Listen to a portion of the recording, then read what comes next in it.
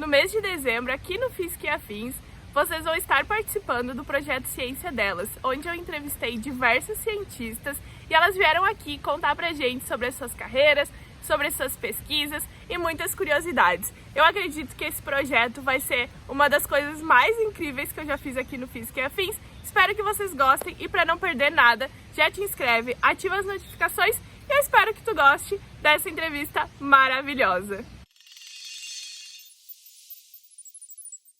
Core, tudo bom com vocês? Eu espero que vocês estejam muito bem. E hoje eu trouxe mais uma convidada aqui no nosso mês cheio de mulheres. Eu trouxe a Aline, do Colecionador de Ossos, e ela veio contar pra gente sobre dinossauros. Eu falei pra ela que eu não sei muito sobre o assunto, e ela vai contar pra gente muitas coisas legais sobre os dinossauros no Brasil, e quem quiser trabalhar com dinossauros.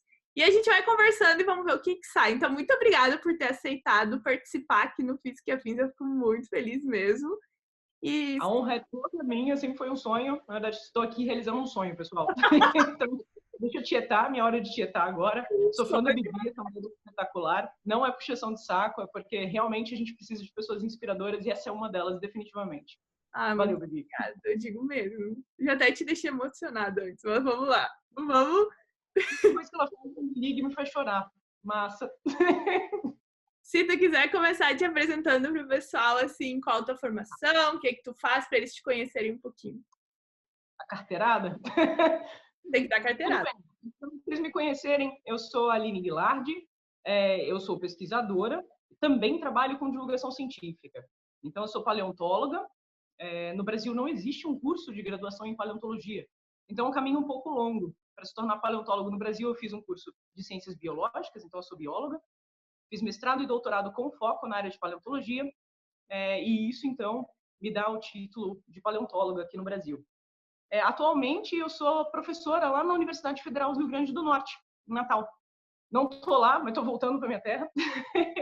E lá, então, eu desenvolvo pesquisas com pegadas fósseis de dinossauros do Brasil. E também eu estudo lâminas petrográficas de fósseis. Eu estudo células fossilizadas de dinossauro. Para saber como era o metabolismo deles, o comportamento deles no passado, entre outras coisas. Então, é isso. Eu sou aquela paleontóloga clássica que estuda dinossauro. O que é a coisa que tu acha mais legal, assim, ou a coisa mais legal que tu descobriu sobre os dinossauros? Uau! Legal de ser paleontólogo é que eu sempre estou me surpreendendo com coisas novas. Então, o fato de você me perguntar isso, talvez eu traga à tona uma descoberta recente, que são os dinossauros mumificados, né? Então, a preservação de peles e tecidos moles em dinossauros. A descoberta mais recente que me surpreendeu foi uma pata mumificada de um hadrossauro, que é um dinossauro bico de pato, para o pessoal que não sabe muito de dinossauro, parente do Aladar, dos dinossauros da Disney. Então, a gente não tinha ideia como eram os tecidos moles, né, assim, associados aos ossos. Então, encontrar dinossauros mumificados sempre é sensacional. Essa mumificação é natural, obviamente. Não é tipo aquela mumificação do Egito Antigo. Márcia Jamile, chamo você, invoco você. Não é esse tipo de mumificação. Então, é um processo natural que ocorre, mas é raro, e acaba preservando tecidos moles. Então, sempre que tem uma descoberta dessa, eu fico fascinada, porque eles ajudam a gente a reconstruir melhor a imagem do que foram os dinossauros no passado. Então, vou ressuscitar essa coisa recente para ti. Nossa, e aí como que vocês estudam? Assim, quando vocês descobrem, por exemplo, um fóssil, alguma coisa, como que vocês sabem quantos anos tem, de quem era, como que acontece isso? Essa é uma ótima pergunta, porque sempre crianças me perguntam, poxa tia, como é que você encontra às vezes só 1 ou 2 ossos de dinossauro e vocês sabem a que dinossauro pertencia? A gente usa uma ferramenta da biologia, que veio da biologia, desenvolvida principalmente por Cuvier, que é a anatomia comparada.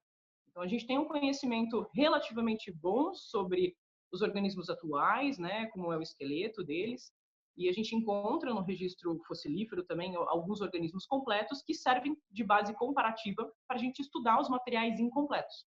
Então, comparando um com os outros, ou seja, os materiais completos e os incompletos, a gente chega, então, a uma razoável, boa conclusão a que organismos pertenceram, ou pelo menos a parentes de quais organismos aqueles materiais isolados podem ser. Então, essa é a ferramenta principal da paleontologia hoje. É uma ferramenta clássica da biologia, anatomia comparada. E como é que a gente sabe a idade desses fósseis? Bom, tem duas maneiras de você saber a idade dos fósseis. Uma delas a gente usa química e física, que é para fazer a datação absoluta desses fósseis. Então a gente usa um reloginho natural que tem nos fósseis, que são os elementos químicos radioativos presentes nele. Mas fósseis mais antigos têm alguns problemas maiores. Nem sempre você tem elementos radioativos com calibragem apropriada para datar. Então a gente usa a datação relativa, que é usar rochas que estão adjacentes a esses fósseis, camadas de rochas adjacentes a esses fósseis, rochas de origem vulcânica, que dá para você datar, porque elas são carregadas de materiais radioativos, então você data essas rochas, e então, relativamente, no meio daquele sanduíche de rocha, você calcula a idade do fóssil que está entre elas. Por isso que às vezes vocês leem coisas curiosas, como o fóssil desse dinossauro tem entre, digamos, 95 e 100 milhões de anos. Pô, são 5 milhões de anos? Como assim vocês são incapazes de dizer com acurácia se está nesse intervalo tão grande de tempo? Bom, nesse caso, é porque a gente usa essa datação relativa. Então, basicamente, é pegar um sanduíche de rochas vulcânicas, de rochas ígneas, nesse caso, de rochas ígneas, e calcular a idade do fóssil que está entre esses pacotes. Então, essas são as duas formas. A datação absoluta e a datação relativa. Nem sempre você consegue datar o fóssil em si, aí você foge para datar as rochas. Agora eu tenho uma outra pergunta que é curiosidade mesmo, assim. Tipo, tu já fez aqueles coisas tipo de filme de lá, escavação e ficar... Trabalho, caramba! Então, não é todo paleontólogo que faz aquele tipo de escavação clássica, né? Tem diferentes áreas na paleontologia. A paleontologia que estuda os macrofósseis, que é esse tipo de paleontólogo clássico que vai até o campo, não é com um pincel, é com um martelo, escavar. Não, gente, com fósseis grandes a gente chega a usar britadeira, marreta, picareta, martelo. É um trabalho super pesado. Então, parece trabalho de construção. Minha mãe vira e fala: filha, mas você estudou tanto para fazer isso? Eu falo: mãe, eu amo. É o que eu faço. Mas aí, assim, então, como que vocês sabem que tá ali naquela região? Legal. Bom, antes de ir para o campo, tem muito estudo. Então, a gente não sai por aí, em qualquer lugar, tentando procurar fóssil. Então, a primeira etapa da pesquisa paleontológica é sentar e, óbvio, como em todas as ciências, ter uma boa pergunta. Então, você vai desenvolver a sua pergunta e as suas hipóteses para respondê-la. Vamos supor que eu quero estudar como foi a evolução dos primeiros tetrápodes, ou seja, os primeiros seres com 4 patas que colonizaram o ambiente terrestre. Essa é a minha pergunta, para saber o que aconteceu, quais foram as modificações. Tendo essa pergunta, eu vou ter que selecionar quais os locais que eu vou procurar minha resposta. Então, eu já tenho algum conhecimento prévio, eu vou me apoiar em ombros de gigantes, que essa transição teria ocorrido no final do período devoniano. Então, eu teria que procurar em rochas dessa idade, aproximadamente. Sabendo disso, eu vou recorrer ao trabalho dos meus amigos geólogos, que são responsáveis por mapear as rochas. Então, tendo em mãos mapas geológicos, eu vou procurar quais são as áreas de influência de rochas dessa idade, e só então eu vou para o campo. Ainda é possível a gente procurar na literatura localidades que têm rochas devonianas que já têm a ocorrência de fósseis. Então, ampliar a minha chance de encontrar fósseis. Porque não é em todo tipo de rocha que a gente encontra fósseis, né? A gente encontra fósseis em rochas sedimentares, que é um tipo bastante específico, que são rochas formadas pela degradação de outras rochas que se acumulam, então, em regiões mais rebaixadas do terreno e podem aprisionar materiais orgânicos ali, ossos, restos de organismos, que com o tempo acabam se fossilizando. Então, pensa, é um trabalho que exige toda uma preparação laboratorial antes, todo um pensamento e planejamento antes de ir para o campo. Porque a gente não vai gastar, é muito dinheiro que se gasta em uma expedição, tá? E também equipamento pessoal. Então, a gente não vai definitivamente ao campo sem esse planejamento prévio, sem ter delineado e saber que você vai ao campo pelo menos com a chance de encontrar alguma coisa. Então, tem todo esse estudo antes. A outra forma de ir para campo é quando a população avisa a gente da ocorrência de fósseis. E essa é uma coisa fascinante da ciência paleontológica, que é a participação, o envolvimento direto e muito próximo das pessoas com o patrimônio fossilífero. Pensa assim, os paleontólogos, eles não estão o tempo inteiro no campo. Eles estão nas universidades, trabalhando e pesquisando. As pessoas que estão o tempo todo no campo são as pessoas comuns, são os agricultores, são as pessoas que moram naquela região. E são elas que vão tropeçar com mais facilidade em grandes descobertas. E são essas pessoas fantásticas que contatam a gente e que trabalham em conjunto com os paleontólogos. Então eu digo que a paleontologia, sobretudo, também é uma ciência humana, porque a gente precisa desenvolver essa relação com essas pessoas que fazem essas descobertas. Então, muito das grandes descobertas paleontológicas são devidas a pessoas que a gente chama de pessoas comuns. Eles são os verdadeiros caçadores de tesouros, caçadores de aventura. Mas é E legal, é né? isso. Isso é muito legal. E me dá a oportunidade, foi assim que eu me inspirei em querer trabalhar com divulgação científica. Porque indo a campo com essas pessoas, elas acham aqueles objetos curiosos, acham o nosso trabalho curioso e querem saber mais. E assim a gente precisa desenvolver a habilidade de falar de forma simples com a população. E acredito que foi assim que nasceu a vontade de querer ampliar a rede de divulgação também para a internet, para que essas pessoas, quando encontrassem alguma coisa, fossem à internet, localizassem de forma mais fácil o que é aquilo e quem são as pessoas responsáveis por estudar e pudessem se comunicar de maneira mais fácil com a comunidade paleontológica. Então tá aí, pessoal, uma grande descoberta pode estar a um passo de você. Se você Nossa, descobrir alguma coisa, entre em contato com a gente. meu sonho tá assim caminhando e descobrir um dinossauro, alguma coisa assim. E é comum, tá cheio de notícia por aí de menino de 12 anos descobre fóssil de dinossauro de não sei quantos milhões de anos. Então são comuns essas notícias. E pensa assim, galera, existem diferentes formas de você deixar o seu nome na história. Uma delas é fazendo uma grande descoberta. Então, tá aí, uma oportunidade de deixar o Procure nome para dinossauros aí no quintal de vocês para ver se do local onde você encontrou, tá? Ó, atenção, avise um paleontólogo que a gente faz o trabalho junto com você. Geralmente, os fósseis são encontrados em áreas com exposições, fósseis mais antigos nesse caso, são encontrados em áreas com exposições rochosas, então a rocha é exposta. Então, a gente não vai desmatar uma área para tirar o dinossauro. A gente não. vai simplesmente tirar um daqueles blocos de rocha. A outra forma de ocorrência de fósseis, que são os fósseis mais recentes, né, digamos, por volta de 60 mil anos, que podem ser encontrados em solos congelados, como o permafrost, tanto que muitos fósseis desses congelados estão sendo encontrados agora por causa do descongelamento. Então, e em cavernas. É muito comum encontrar fósseis muito bem preservados, desses mais recentes, né, de até 60 mil anos, vou colocar assim, um pouco mais, talvez, em cavernas.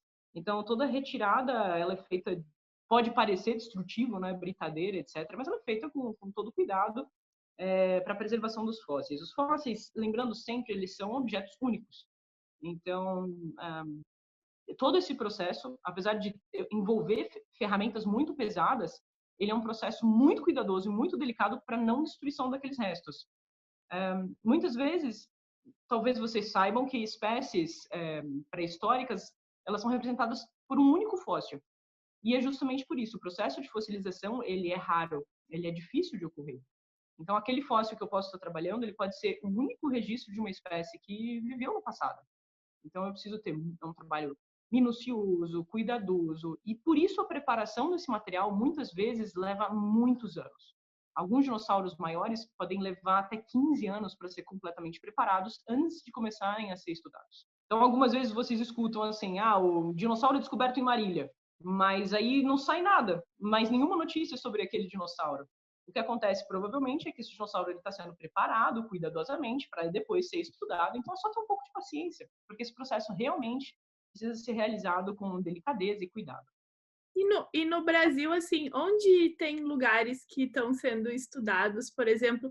Porque, assim, eu sou completamente leiga em assunto de dinossauros, tá? Teve um vídeo que a Lucy falou um pouco sobre paleontologia, mas, assim, agora muitas dúvidas surgem quando tu tá falando, eu já tô imaginando várias coisas, assim.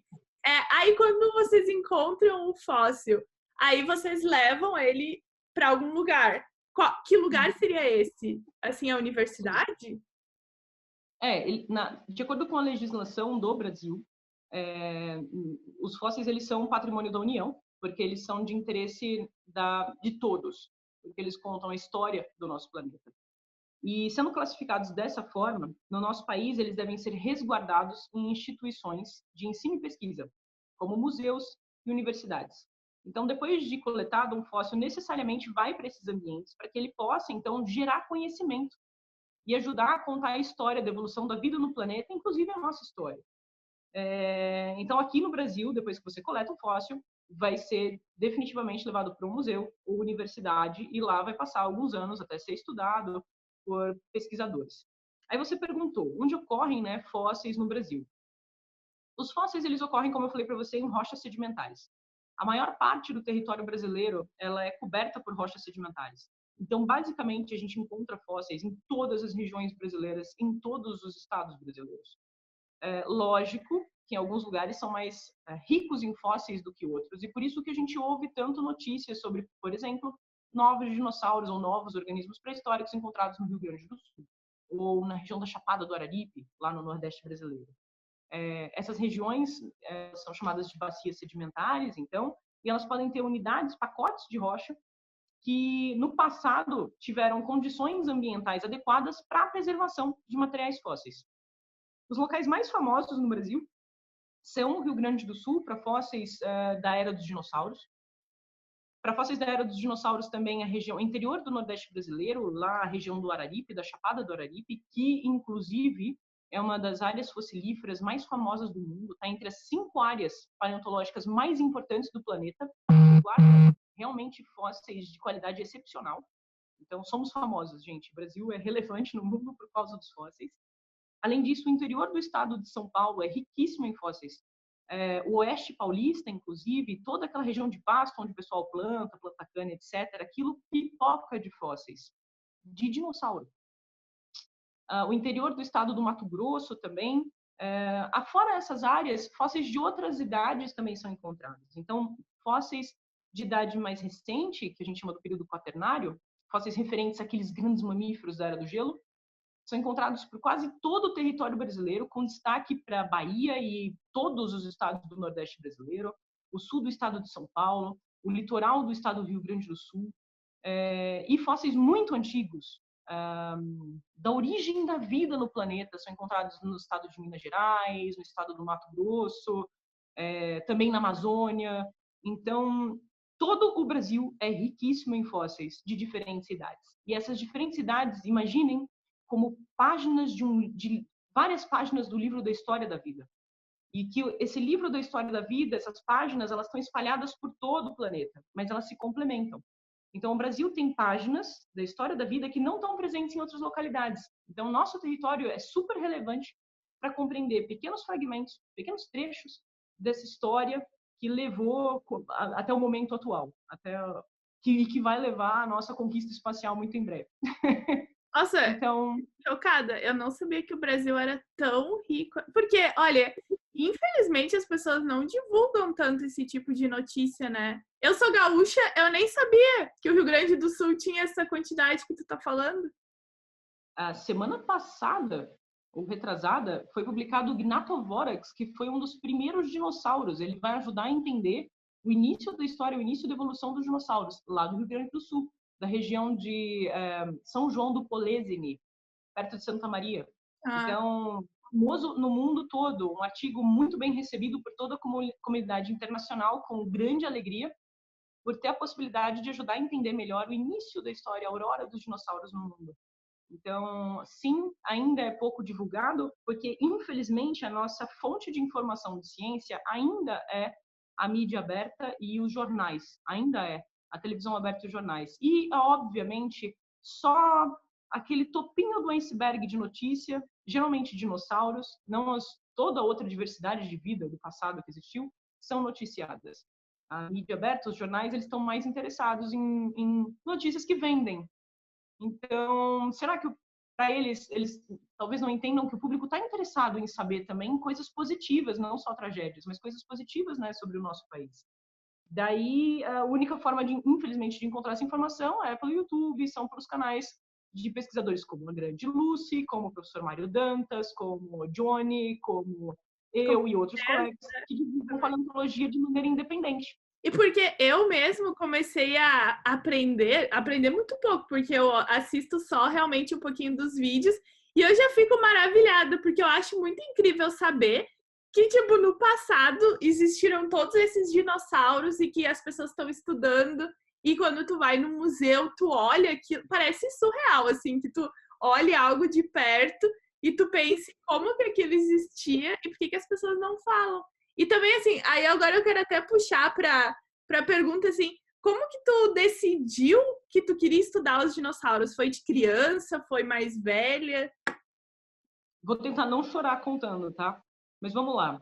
Existem duas ciências que geram um grande encantamento na gente desde pequeno. É a astronomia e a paleontologia.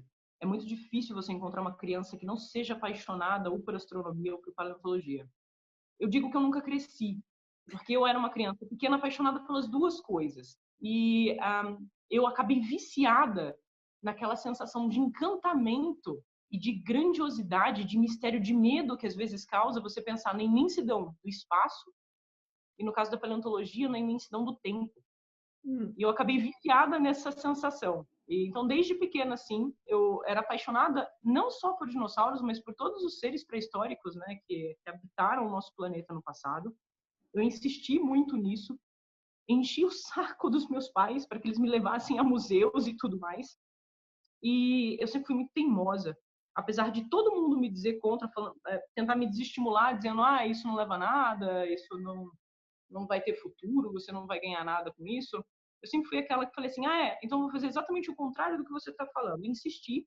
E, bom, eu estou onde eu estou hoje. Eu acho que eu estou fazendo um bom trabalho, apesar de tudo. Que eu, às vezes, não considero trabalho. Eu considero aquela mesma diversão de infância, de curiosidade, de quando eu era criança, eu colecionava aquelas revistas para ler sobre as curiosidades. Hoje ficou um pouquinho mais sério, né? Eu pego os artigos, mas eu continuo com exatamente a mesma sensação de encantamento que eu tinha quando era criança. Então, cada dia da minha vida é uma nova descoberta, é uma sensação que me preenche. A gente tem formas de alimentar o corpo, mas essa é uma forma de alimentar a alma.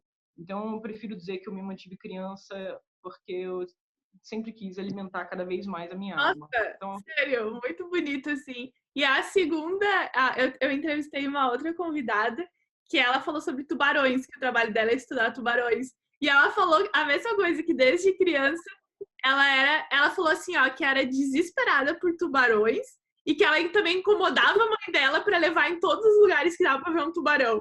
Aí agora dos dinossauros. Eu acho isso incrível. Tipo assim, quando tu decidiu, bom, quero estudar dinossauros, né? Aí passou do sonho de criança, porque quando é criança a gente nem sabe que estudar para estudar. Como que foi, assim? Como que tu descobriu, eu tenho que fazer biologia, eu tenho que fazer isso? Então, vou voltar um pouco no tempo, para dizer como é que eu descobri o nome da minha profissão. Quando eu tinha 4 anos, eu vi na televisão que tinha um museu na região de Uberaba, Perópolis, lá no Triângulo Mineiro, em Minas Gerais. E eu pentelhei meu pai para que me levasse lá, o Museu dos Dinossauros. Quando eu cheguei lá, esse museu não existia. Esse museu estava em construção. Tinha uma placa enorme escrito Museu em Construção. Na época, meu pai ele não tinha muito dinheiro, então eu fiquei com aquele pezinho na consciência, pensando, poxa, eu fiz meu pai chegar até aqui e não tem museu e eu não vou ver dinossauro. Obviamente, comecei a chorar, né? A reação de uma criança de 4 anos. Aí apareceu um senhor. Esse senhor veio até mim e perguntou, por que tu tá chorando? Eu falei assim, porque eu queria ver dinossauro, fiz meu pai vir até aqui e não parava de chorar. Aí ele falou assim, eu vou te mostrar um fóssil de dinossauro, você para de chorar? Eu falei, opa, engoli o choro, falei, paro. Aí ele me mostrou um ovo de dinossauro, foi o primeiro fóssil de verdade que eu encostei na vida. Ali ele me capturou para a vida toda. E eu perguntei para ele, quem é que estuda esse tipo de coisa? Ele disse, chama paleontólogo. E me deu um cartãozinho, que estava escrito assim, auxiliar de paleontólogo. Eu guardei esse cartãozinho até o vestibular, para eu lembrar o nome daquilo que eu queria ser. Só que eu fiquei frustrada quando eu não achei isso em nenhum guia do estudante. Eu achei que fosse coisa só de fora do Brasil. O que eu fiz? Então, eu fui para aquilo que eu tinha mais afinidade fora a paleontologia, que era a biologia. E dentro da biologia, acabei dando sorte, porque eu descobri que tinha uma matéria que chamava paleontologia, e tinha um professor responsável por essa disciplina, e fui me aconselhar com ele. Aí ele disse, E no Brasil existem duas formas de você ser paleontólogo. Uma é caminhando pelo braço da biologia e o outro é caminhando pelo braço da geologia.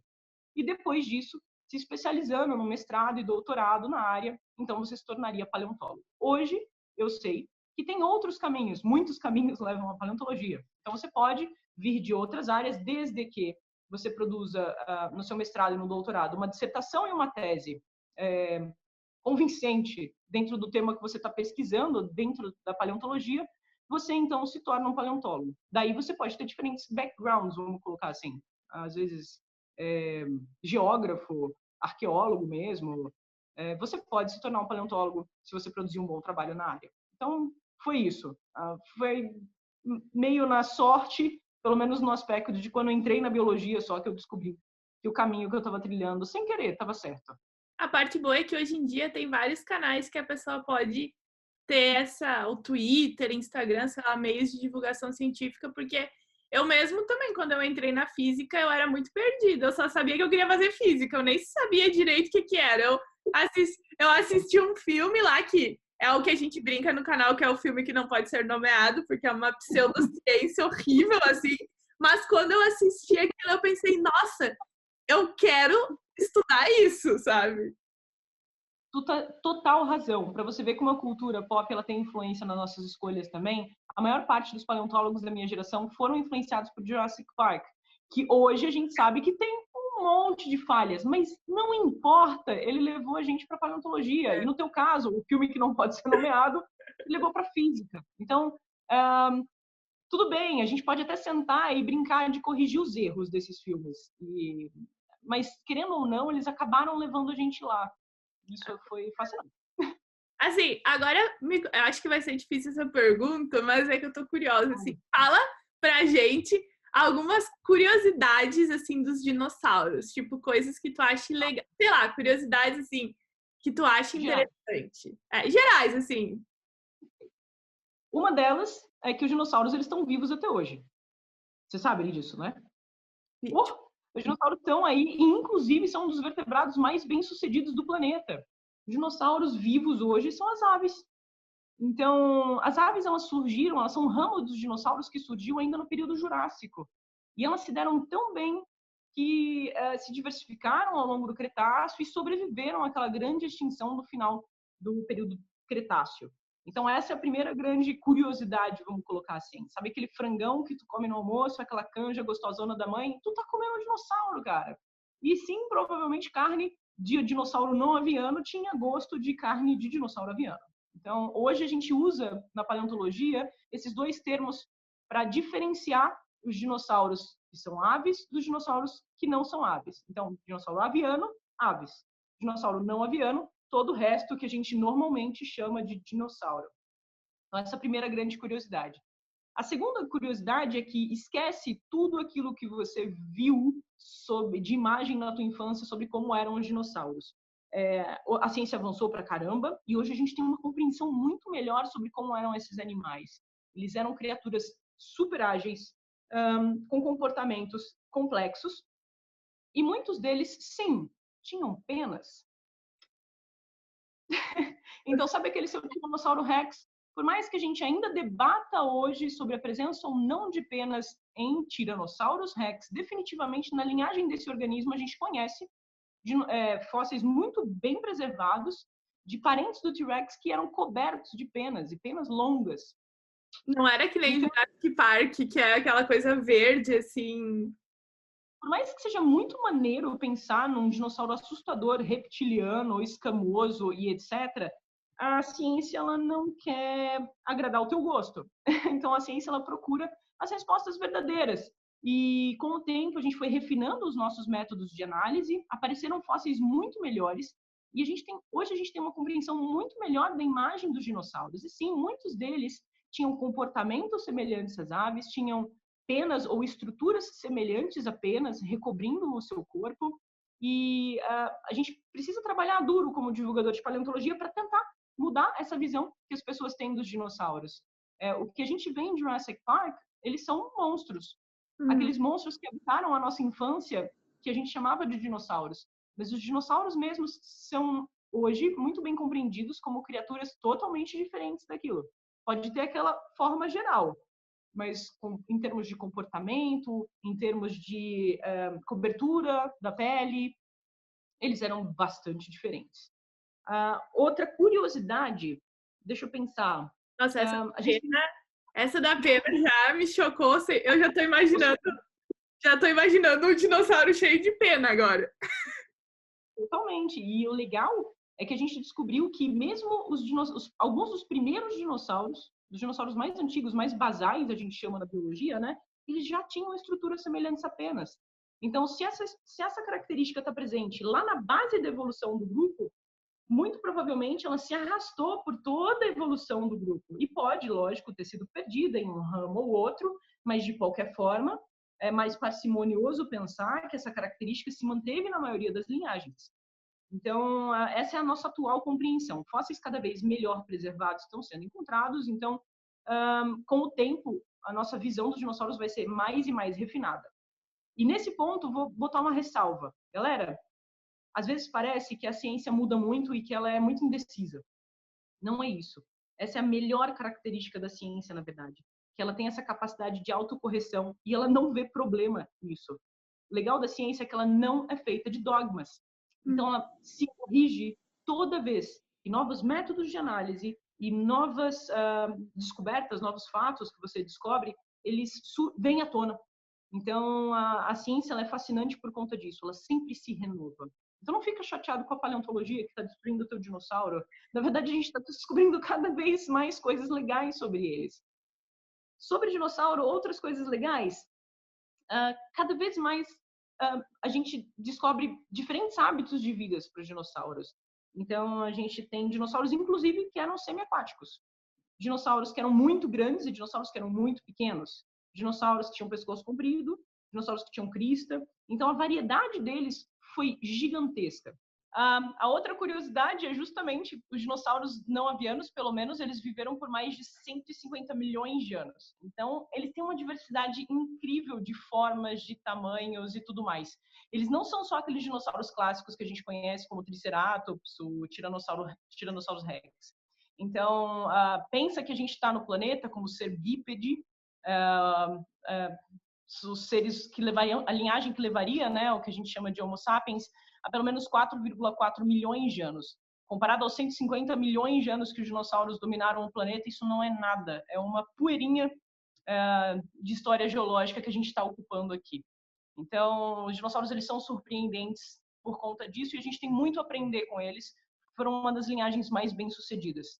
E, lógico, continuam vivos até hoje. Então, não só 150 milhões de anos, mas muito mais de 200 milhões de anos presentes nesse planeta, sustentando todo tipo de intempérie, todo tipo de crise ambiental que esse pálido pontinho azul já passou por toda a sua história.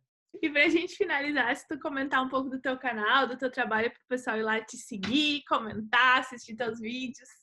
Beleza, eu vou dar uma de youtuber agora, então. Se liga no canal Colecionadores de Ossos.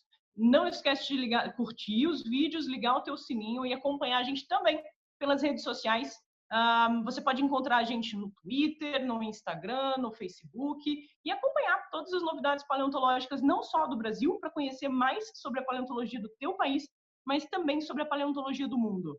E eu estou sempre disponível para responder todas as perguntas, todas as dúvidas e auxiliar vocês no processo de descoberta e encantamento que a paleontologia traz, assim como a física, assim como todas as outras ciências.